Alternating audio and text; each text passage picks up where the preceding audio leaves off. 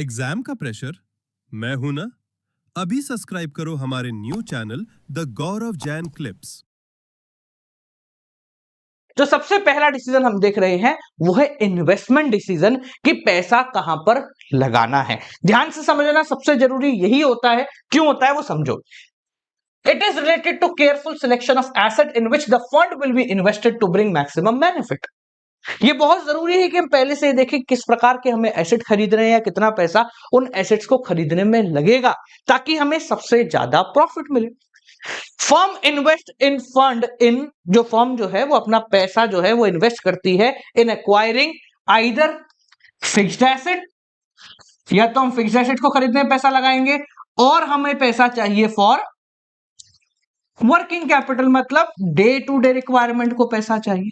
या तो हमें लंबे समय के लिए पैसा चाहिए होगा जहां हम कोई एसेट खरीदेंगे, कोई बिल्डिंग खरीदेंगे, कोई मशीन खरीदेंगे जो बहुत महंगी होगी, जिस पे हमें 5-10 साल के लिए पैसा चाहिए होगा, तो बड़ी लोन से लें या किसी से भी लें और उसका रिटर्न आने में टाइम लगेगा। दूसरा तरीका होता है कि सर हमें पैसा चाहिए यार अगले 2 महीने कैसे चलाने, उसके लिए पैसा चाहिए, क्योंकि पैसा हमने जहां लगाया है वहां से 3-4 महीने बाद आएगा, तो अभी ये 2 महीने के लिए हमें रनवे चाहिए। ठीक है, तो जब हम बात करते हैं फिक्स्ड एसेट यानी कि लॉन्ग टर्म के बारे में, तो उसको बोलते हैं कैपिटल बजटिंग डिसीजन। ध्यान रखना, ये बहुत इंपॉर्टेंट है। What is capital budgeting decision? Investment in long term assets is known as capital budgeting decision. जब हमें यह सोचना पड़ता है कि भाई लंबे एसेट में पैसा लगाना है, क्या क्या देखना है, क्या क्या नहीं देखना है, तो हम उसको बोलते हैं कैपिटल बजटिंग डिसीजन, क्योंकि ये बहुत मोटे अमाउंट का कैपिटल का बजट खा जाता है। भाई बहुत ज्यादा पैसा लगता है ना लॉन्ग टर्म एसेट में, ऐसा तो है नहीं 5 रुपए का एसेट आ जाएगा, 5 रुपए की बिल्डिंग आ जाएगी, बहुत महंगी होगी, तो इसलिए मेजर अमाउंट, मेजर चंक जो है वहां हमारा लग जाता है। अब सर जब हम इतना बड़ा पैसा इन्वेस्ट कर रहे हैं तो बहुत सारी चीजें देखनी पड़ती होंगी ना, कि किस चीज में लगाएं, क्या देखना है, क्या नहीं देखना है, अच्छा इसमें लगाना चाहिए नहीं लगाना चाहिए। तो सर कौन कौन से फैक्टर हैं जिनको हमें पहले देखना चाहिए जब हम पैसा किसी भी नए मशीन को या नई बिल्डिंग को या नई प्रॉपर्टी को खरीदते समय लगाने वाले हैं? तो पहली चीज जो देखनी है वो ये है कि कैश फ्लो कितना है, जहां पैसा लगा रहे हो वहां कितने पैसे की जरूरत होगी। फॉर एग्जाम्पल मैं कहता हूं कि एक ऐसा बिजनेस है जिसमें एक बार पैसा डालो और उसके बाद पैसा आता ही रहेगा, जाएगा नहीं। ठीक है, एक ऐसा बिजनेस है जिसमें पैसा डालते जाओ डालते जाओ डालते जाओ डालते जाओ, रिटर्न पता नहीं कब आएगा। एक ऐसा बिजनेस है जिसमें पैसा डालो फिर आएगा, फिर डालना पड़ेगा, फिर आएगा, फिर डालना पड़ेगा, फिर आएगा, मतलब चलता रहेगा। तो सबसे पहली चीज जो फर्म देखती है वो ये देखती है कि जिस प्रोजेक्ट में हम पैसा लगा रहे हैं उसमें कैश फ्लो कितना होगा। अगर 2 प्रोजेक्ट मेरे सामने है, एक है जिसमें कैश फ्लो नहीं है, यानी कि पैसा लगा और गया, अब आएगा कभी 10 साल 20 साल बाद, और दूसरा है जिसमें कैश फ्लो है, भाई ठीक है जा रहा है आ रहा है जा रहा है आ रहा है जा रहा है आ रहा है, तो मैं बोलूंगा भाई अभी इसमें लगा देते हैं क्योंकि मेरे को अभी पैसे की ज्यादा जरूरत है। तो ये देखना कि 2-4 प्रोजेक्ट जितने भी अपने सामने हैं उनमें से कैश फ्लो किस में अच्छा है। ठीक है, कैश फ्लो के अलावा दूसरी चीज जो हम दिमाग में रखते हैं वो है रिटर्न ऑन इन्वेस्टमेंट। भाई जब मैं पैसा लगाऊंगा तो रिटर्न कितना आने की उम्मीद है। एक ऐसा प्रोजेक्ट है जिसमें 10 करोड़ रुपए लगेंगे और रिटर्न में मेरे को 10 लाख रुपए मिल रहे हैं, दूसरा प्रोजेक्ट है जिसमें 10 करोड़ लिख रहे हैं और 1 करोड़ रुपए मिल रहे हैं, तो मैं बोलूंगा भाई यार ये वाला प्रोजेक्ट ज्यादा अच्छा लगा है। ठीक है, देखो किसी भी एक फैक्टर पर डिसीजन नहीं लिया जाता, सारे फैक्टरों को देखा जाता है, फिर उनमें से जो सबसे बेहतर ऑप्शन निकलता है उस पर हम डिसीजन लेते हैं।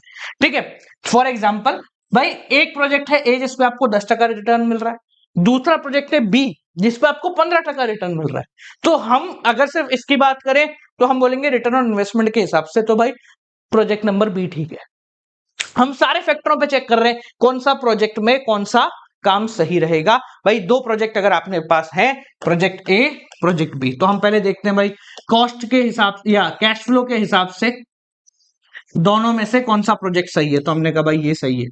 दूसरा हमने बोला कि भाई आरओआई रिटर्न ऑन इन्वेस्टमेंट के हिसाब से ये नहीं, ये वाला सही है, तो कंपनी ऐसे एक पूरा चार्ट बनाती है। तीसरी चीज जो देखी जाती है वो है रिस्क। भाई जब हम पैसा लगा रहे हैं तो रिस्क भी तो होगा, risk is directly proportional to profit. भाई रिस्क ज्यादा है तो प्रॉफिट भी ज्यादा होगा, पर रिस्क एक बहुत बड़ा फैक्टर है। मैं मान लो एक जगह पैसा लगा रहा हूं जहां से पैसा या तो आएगा बहुत सारा या फिर डूब जाएगा, या तो विन होगा या लूज होगा, और दूसरा प्रोजेक्ट है जिसमें आता तो रहेगा, बेसिक फ्लो तो चलता रहेगा। तो अभी अगर मेरे पास ज्यादा पैसा नहीं है या मेरे को पैसा बहुत जोर लगा के ढूंढना पड़ रहा है, तो मैं भाई इस वाले में जाऊंगा क्योंकि यहां से रिस्क थोड़ा सा कम है, तो रिस्क के हिसाब से देखा जाता है। चौथी चीज कि सर इन्वेस्टमेंट क्राइटेरिया, जैसे लेबर, मशीन, किस में पैसा जाने वाला है, ठीक है, कितनी चीजें लगेंगी, कहाँ कहाँ से आएंगी, ठीक है, कौन कौन सी चीज में पैसा जाने वाला है। जैसे एक है जिसमें पैसा गया पर ऐसी चीज में पैसा चला गया जिससे रिटर्न कुछ नहीं आना, और कल को अगर धंधा बंद भी हो गया तो मैं उसको बेच ही नहीं सकता हूं। एक ऐसा प्रोजेक्ट है। दूसरा ऐसा प्रोजेक्ट है भाई जिसमें पैसा तो लग रहा है पर उसको पैसे को लगाने के बाद मुझे मिल रहे हैं एसेट, ठीक है, मशीनें आ रही हैं।